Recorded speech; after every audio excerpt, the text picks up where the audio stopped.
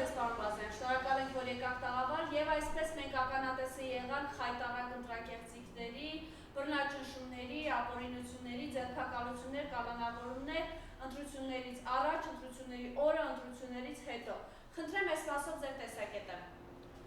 Բարև ձեզ, շնորհակալ եմ հրավերքի համար։ Ուրեմն ընտրությունների ընթացքում եւ մինչեւ ընտրությունները կատարվել են բազմաթիվ օրինախախտումներ ընտրական օրենսգրքի կարևորագույն հիմնադրույթների խախտումներ։ Օրինակի համար դեռ ընտրություններից մոտ 2.5-3 ամիս առաջ քաղաքացիական պայմանագիր կուսակցությունն եւ նրա սատելիտները սկսել էին արդեն քարոզարշավը։ Բազմաթիվ խոստումներ էին տալիս մեր ժողովրդին, լարվածություն էին ստեղծում, շինծու քրեական գործեր էին հարուցում ընդդիմադիր գործիչների հանդեպ, ազատամարտիկների հանդեպ, պայստազորի զինվորականների հանդեպ, որպեսզի երկարաձգեն իրենց իշխանությունը։ Նրանք կատարում են Ալիևի բոլոր պահանջները։ Ալիևը Նիկոլի դեմ պահանջ է դրել փոխել մեր սահմանադրությունը, որտեղ հղում չպետք է լինի անկախության նռչակագրի վրա, որտեղ խոսք չպետք է լինի Արցախի մասին, ցեղասպանության մասին եւ այլն եւ այլն։ Այսինքն սահմանադրական փոփոխությունները դա մեր ժողովրդի պահանջը չի, դա մեր պետության անհրաժեշտությունը չի, դա Ալիևի պահանջն է սահմանադրական փոփոխությունները։ Ընտրություններից առաջ արդեն ասացի, ապօրինաբար ձերբակալել են մի շարք քաղաքական գործիչների, ոմանց հանդեպ նաև կալանքի որոշումներ են կայացրել։ Ընտրությունների ընթացքում քրեական գործ են հարուցել Գագիկ Ծառուկյանի վրա։ Եթե նրա վրա քրեական գործ հարուցելու հիմքեր կային, թող ժամանակին հարուցեին քրեական գործեր ոչ թե ընտրությունների ընթացքում։ Կեղծել են ընտրությունների արդյունքները։ Ընտրությունների ավարտից ընդամենը մի քանի ժամ անց դեռ հաշվարկ է տեղի ունենում, 20%-ն են հաշվարկել։ Նիկոլ Փաշինյանը հայտարարում է, որ մենք բացարձակ առավելությամբ հաղթել ենք մեր ընդդիմադիր գործընկերներին։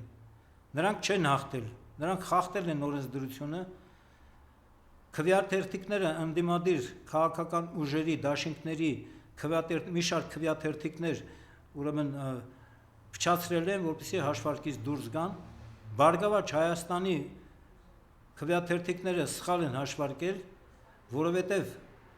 Բարգավաճ Հայաստանի ներկայացուցիչները վերահաշվարկ են պահանջել եւ վերահաշվարկի ընթացքում նրանց ձայները ավելացել են 140 ձայնով։ Այսինքն Բարգավաճ Հայաստանը անցողիկ շեմը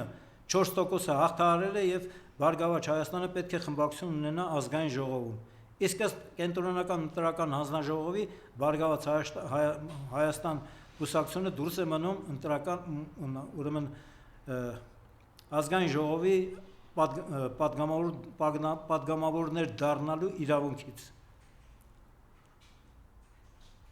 Այս ամեն ինչը, պարոն Բազյան, տեսեք, ինքը միանգամից շտապեց ընտրության օրը գիշերը արագ եկավ ու հայտարարեց, թե ինքը միանձնյա իշխանություն է կազմում։ Ու շատերը իրենց դեմքի արտահայտությունների այդ քպականների հետևում ֆիքսել, այսօր օրինակ պարոն Էդիկ Անդրեասյանը ասաց տպավորություն է, որ իրենց կուսակցության հոգի հանգստին էին մասնակցում։ Խնդրեմ։ Նախ ուզում եմ նշել, որ Բարգավաճ Հայաստան արդեն ասացի, անցել է ընտրությունների անցողիկ շեմը եւ պատգամավորական խմբակցություն է ունենալու ազգային ժողովում, դա մեկ, դա փաստ է։ Հաջորդը ուրեմն էլի մի շարք ընդդիմադիր գործիչներ ուժեր, որ մասնակցում էին ազգային ժողովի ընտրություններին, ուժեղ Հայաստանի, Հայաստան դաշինքի, Բարգավաճ Հայաստանի, Արման Թաթոյան կուսակցության քվեաթերթիկները փչացրել են եւ սխալ հաշվարկներ են արել։ Մի շարք եղել է մի ընտրատեղամաս, որտեղ ԿՊ-ն չի ստացել, 0 ձայն է ստացել, գրել են քաղաքացիական պայմանագրին 140 ձայն։ Սա ուրեմն արհամարանք է մեր ընտրողների հանդեպ, վիրավորանք է մեր ժողովրդի հասցեին, որ մեր ժողովրդին զրկում են իշխանություն ընտրելու իրավունքից։ Այսինքն իրենք վերարտադրվում են խախտելով մեր երկրի օրենսդրությունը, սահմանադրությունը, որը խիստ դատապարտելի է, ելքերը հետևյալն են, դա պետք է որոշեն առաջատար ընդդիմադիր քաղաքական ուժերը, ուժեղ Հայաստանը, Հայաստան դաշինքը եւ Բարգավաճ Հայաստանը, այդ թվում նաեւ Արման Թաթոյանի միասնություն թևերը եւ էլի քաղաքական ուժեր կան, որոնք դուրս են մնացել, նրանք պետք է որոշեն ինչ են անելու։ Կա երկու տարբերակ։ Կամ ընդդիմադիրները գնում են խորհրդարան եւ այնտեղ են փորձում, ասենք, իրենց գործունեությունը ծավալել եւ իշխանության ուրեմն դեմքը բացել, կամ չեն վերցնում մանդատները, հրաժարվում են մանդատներից եւ ամբողջ Հայաստանով մեկ կոչ են անում ոտքի կանգնել մեր ժողովրդին ու կազմակերպել աննազանդություն գործող ապազգային թրքամետ իշխանություններին։ Մենք էլ որպես Հայաստանի քաղաքացիներ, ես ներկայացնում եմ Հայոց աշխարհազոր ռազմաքաղաքական միավորումը, որտեղ մի քանի հազար պատերազմի մասնակիցներ եւ պայստազորի զինվորականներ են ընդգրկված, մենք էլ թեւ ու թիկունք ենք լինում ընդդիմադիր քաղաքական ուժերին, ազգային քաղաքական ուժերին, ոտքի ենք անում մեր ժողովրդին եւ կազմակերպում ենք աննազանդություն այս նիկոլական թրքամետ իշխանություններին։ Հիմա տեսեք, պարոն Բազարյան, դեռ մենք ականատեսի եղանք, ինչպես էին զինվորներին տանում ընտրատեղամասեր, այս առումից էր։ Բնականաբար խախտել են մեր զինվորների ընտրություն, իշխանությունը, ընտրություն կատարելու իրավունքը, ժամը 8-ին փակում են ընտրական տեղամասերը, զինվորներին մոտավորապես մի քանի ժամ հետո, ժամը 12-ին, ժամը 11:30 շարքերով տարել են ընտրությունների եւ հանձնարարել են զինվորներին, որ ում իրենց ընտրում են, դա տեսանելի է, այնպես որ պետք է ընտրել միայն քաղաքացիական պայմանագիր կուսակցության ներկայացուցիչներին։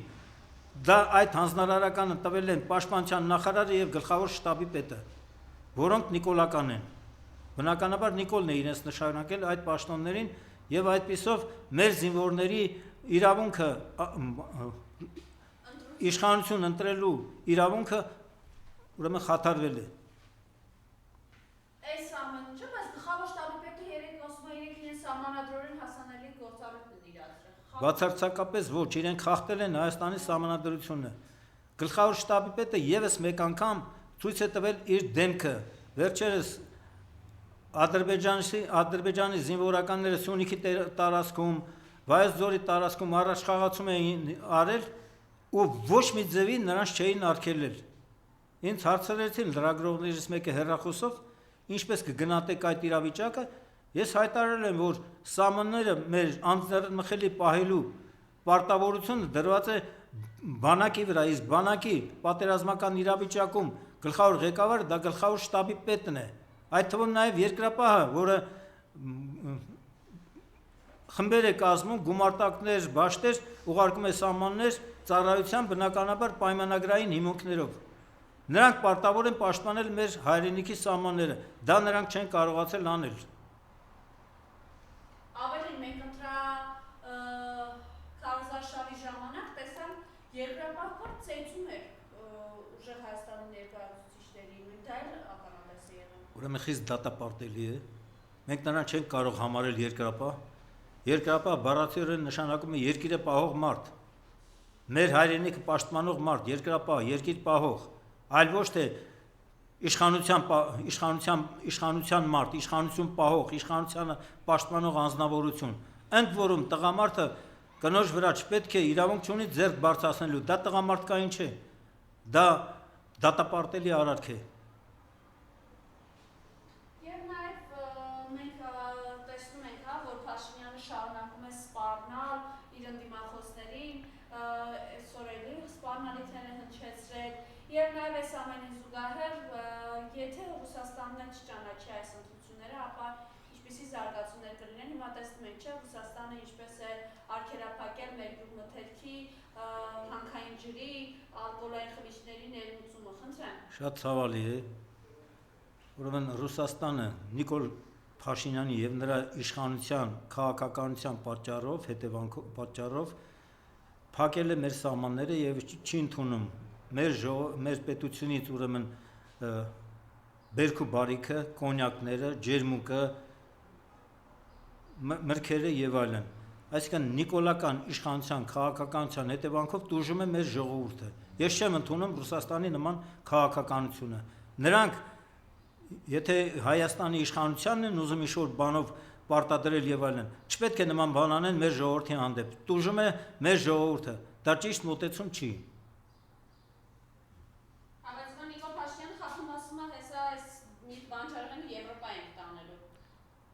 Եվրոպան մեր բանջարեղենի կարիքը չունի։ Հայաստանը այնքան փոքր պետություն է, որ մեզանից Եվրոպան գնելու բան չունի։ Եվրոպան կարող է գնել բանջարեղեն Ուկրաինայից, կարող է գնել Թուրքիայից, կարող է գնել Մերձ Բալտիկայի երկրներից, Բելարուսից եւ այլն։ Եվ իրենք էլ ունեն Եվրոպայի բոլոր երկրներում էլ բերք ու բարիք ու բանջարեղեն կա։ Նրանք մեզանից պտուղ բանջարեղենի գնելու կարիքը չունեն։ Իմիջիայնոց հենց նոր Փաշինյանին հարց է տվել, ինչ կլինի, որ Պուտինը չշնորհավորի, դեռ Պուտինի մասով հային չի շնորհավորել, հուսամ կշնորհավորի։ Պուտինը չի շնորհավորել, որովհետև նա տեղեկացել է, որ Հայաստանի ընտրությունները անցել են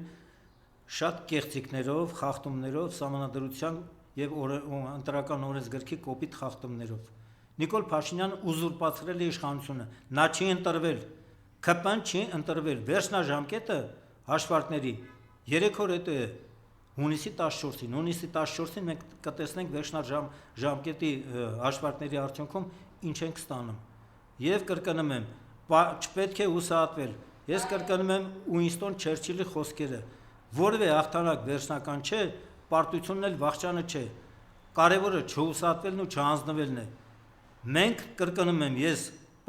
կրկնում եմ եւ պատասխանատու եմ իմ բոլոր հայտարարությունների համար։ Քաղաքացիական պայմանագիրը խախտել է Հայաստանի Հանրապետության օրենսդրությունն ու սահմանադրությունը